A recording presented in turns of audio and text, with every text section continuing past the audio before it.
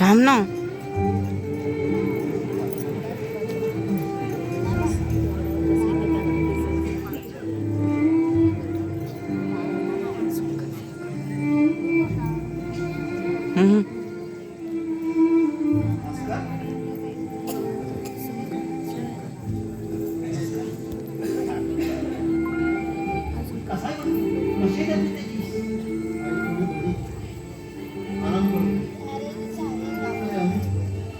आयुष्याची घडी वाचत आयुष्य असं वाटलं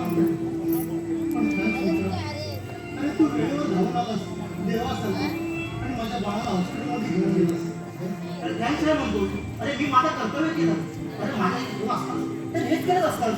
अरे खऱ्या माहितीला एकमेकांचं अस्तित्व कोण असतं. पण एक सांगू तुझ्या आयुष्यात या नीतीने एक वेगळाच खेळ केला आहे. या नीती चक्रात पलटवार झाला आणि पण ती तुझा मुलगा तर परत मिळाला. आई योगायोग म्हणावा की दुसरं काही तेच करत नाही. म्हणजे बघ ज्या अनाथ आश्रमामध्ये तू त्याला ठेवलंस त्या अनाथ आश्रमामधून कळत न कळत तू त्याला दत्तक घेतलंस. हो रे. आणि मी देखील तोच विचार करतो की माझ्या आयुष्यात नेमकी हे घडतंय तरी काय. म्हणजे बघ त्यावेळची परिस्थिती वेगळी होती. अरे भाकरीच्या तुकड्यासाठी लाचार झालेला हा देह. अरे बंटीच्या जन्मदात्या आईवर तिच्या आजारपणात उपचार नसतो. तिचे अंत्यसंस्कार करण्यासाठी माझ्याकडे पैसे नव्हते. इतकी वाईट परिस्थिती होती. अरे आणि त्या परिस्थितीत मी माझ्या बाळाला भाकरी देऊ शकत नव्हतो. आणि म्हणून मी त्याला अनाथ आश्रममध्ये ठेवलं. कारण माझ्याकडे दुसरा पर्याय नव्हता.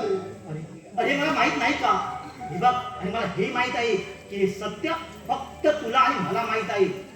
आणि हे जर कवितेला समजलं तर तिच्या आयुष्यात वादळ उठेल वादळ. आणि जर का नाही सांगितलं तर तिचा विश्वासघात केल्यासारखं होईल. आणि हे सत्य अबाधितच राहील. भास्कर अरे तुझ्या मनाला विचार. त्या मनाच्या खोल गाभाऱ्यात जाऊन बघ ते काय म्हणतंय ते. सत्य सांगावं की असत्याची झोळी घेऊन आयुष्यभर फिरावं तेच कळत नाही. अरे हे सत्य मला आयुष्यभर टोचत राहणार आहे. क्षणाक्षणाला रक्तभंबाळ करत राहणार आहे. आणि मला हे आयुष्य एखाद्या अपराधासारखे कंटित राहावं लागेल रे. आणि जर अरे अण्णा हलू नको ना. तर तिच्या चेहऱ्यावरच्या भावना मी नाही पाहू शकत. अरे मुळात तिच्याकडे पाहण्याचीच माझी हिंमत होणार. भास्कर अरे नको निर्णय घेऊ नकोस. हे बघ सर्व काही विसरून जा. समजलं. अरे मला मान्य आहे पण काय करणार सांग ना. अरे बंटीच्या येण्याने असं वाटू लागलं की या घरात मुलांना मुलांशिवाय शोभा नाही. या घरात एक लोकेशन आलं. आनंदाची वारी वाहू लागली. अरे मी आणि कविता आमच्या बाळासोबत नवीन आयुष्याची स्वप्न रंगू लागलो रे. अरे मला माहित आहे. अरे संसारात येणाऱ्या तडजोडला माणूस अरे कंटाळतो. हे जरी खरं असलं तरी त्यातच सुख दडलेलं असतं. हेही तितकं खरं आहे. आणि हो यातून मार्ग काढत आपल्याला जगावं लागतं आपल्या मुलाबाळांसाठी. अरे आपल्या कुटुंबासाठी. आणि हे तुला सांगण्याची गरज नाहीये. अरे तूच आहेस त्याच्यामुळे मला धीर येतो. माझा आत्मविश्वास वाढतो. बरं ठीक आहे. ठीक आहे भास्कर. अरे तुझी स्वप्न पूर्ण होत हीच ईश्वरच्याने प्रार्थना. पण एक सांगू बघ घरात अनाथ आश्रमाचे विषय आणू नकोस. अरे आपण मुलाला लहान समजतो पण आजची मुलं लहान नाहीये. अरे या कल्पनेच्या जगात ते वावरतात.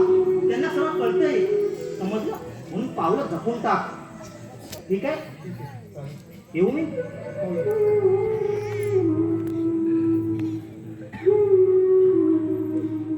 अरे हो भास्कर हे बघ तू मागचं सर्व विसरून जा. आणि कंटिन्यू लक्ष दे. त्याला वेळेवर औषध उपचार कर. आणि हो काही लागलंच तर मला कॉल कर. मी नक्की तिथे मध्ये जाऊन नक्की मित्र त्याला पकडत येतो मी. लक्ष दे.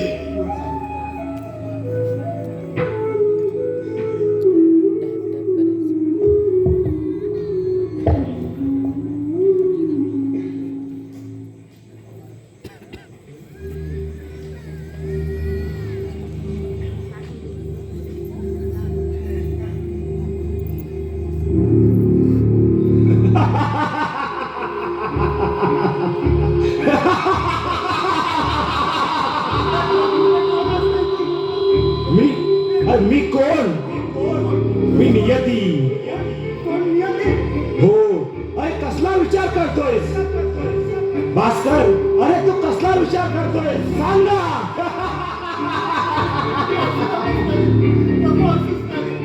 अरे हा मुलगा तुझाच आहे ना, मग सांग ना कविताला, का लपवून ठेवलास तिच्यापासून? अरे सांग ना.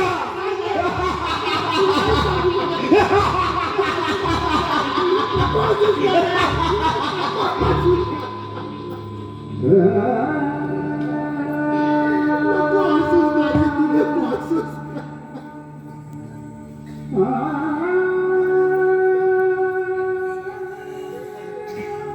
भास्कर, अहो काय झालं? कशाला ओरडला तुम्ही? नाही काही नाही. कविता, आपलं बाळ बरं आहे ना ग? हो आहे. झोपायचा प्रयत्न करते.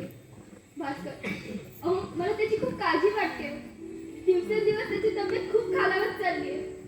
कविता, अगं तू नको विचार करूस. अगं होईल ना सगळं व्यवस्थित. अगं आपण काही कमी प्रयत्न करतोय का? सांग ना, कमी प्रयत्न करतोय का? काही होणार नाही आपल्या बाळाला. आणि एक गोष्ट लक्षात ठेव, हा त्याचा बाप अजून जिवंत आहे. अगं शरीरात रक्ताचा शेवटचा थेंब आहे ना, तोपर्यंत मी माझ्या बाळासाठी प्रयत्न करेन. अगं वाटेल त्या करेन. आणि हा माझा तुला शब्द आहे. भास्कर, खरंच मी खूप नशीबवान आहे.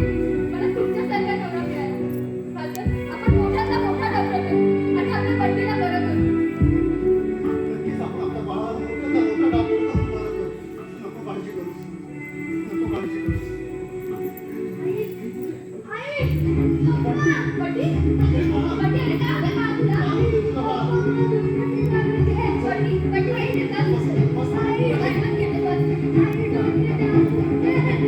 झोपायचा प्रयत्न कर.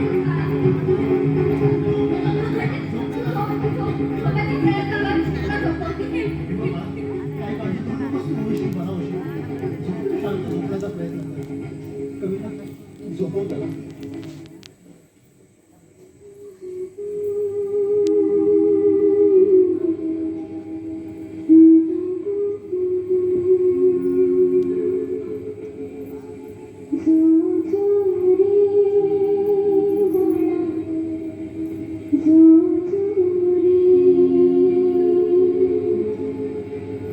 साधी थोडी पायी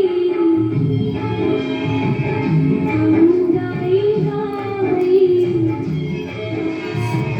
साधी थोडी पायी अंगाई गाई, बाळा भोगी राही जो जो रे बाळा जो जो रे, जो जो रे बाळा जो जो रे, जो जो रे बाळा जो जो रे, साधी भोळी माई अंगाई गाई, बाळा भोगी राही.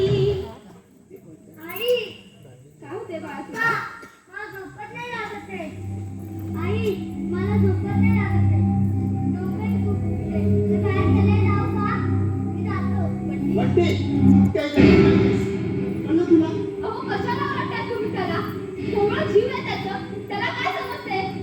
अगं, मी उद्या नाही ओरडलो गं. पण तुला बरं वाटत नाही ना म्हणून बोलतो. अरे जर तू खेळायला गेलास आणि तुला चक्कर आली तर कोण बघेल बाळा? म्हणून ओरडलो. तुला एकदा का बरं वाटलं ना, मग तू जा खेळायला. तुला कुणी काही बोलणार नाही. सॉरी बेटा. सॉरी पप्पा, मी नाही टाकून गेले आता. कोण कुणाची माफी मागतो? बाळा चल तू आतमध्ये. कोण कुणाची माफी मागतोय? हा? ताट कुणाचं, खरकड कोण उचलतोय आणि भांडी कोण वाजतोय? पप्पा, कोणाबद्दल बोलताय तुम्ही? बसा. अगं बसण्याची तरी पात्रता आहे का यांची? अगं बघ तुझ्या समोर माझा अपमान करतोय. काय मानपान आहे की नाही? अरे मानपणासाठी माणसाला मानपणासाठी वागावं लागतं. कळलं का तुला? काका, मी तुमच्यावर केस केली आहे. यापुढे आपण कोर्टातच भेटू. वा, शेवटी जात दाखवलीस. काका, आपणही त्याच जातीचे आहात. लक्षात असू द्या. अरे नाती फुलाप्रमाणे जपायची असतात. पण तुम्ही नातीचा पायदळी तुडवायला निघाला. मग काय करायचं आम्ही? सांगा ना, काय करायचं? अरे 4 वर्ष झाली आणि अजूनही पुराव्याचा आकाश अंदाजलेला आहे. काका,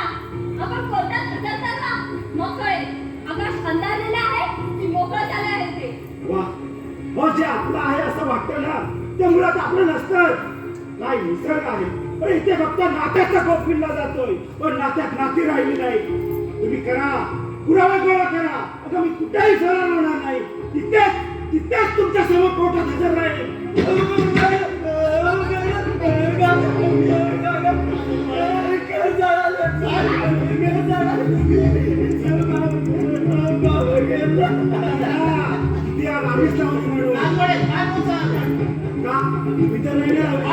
एक शब्द बोलायचा नाही, यापुढे सांगतो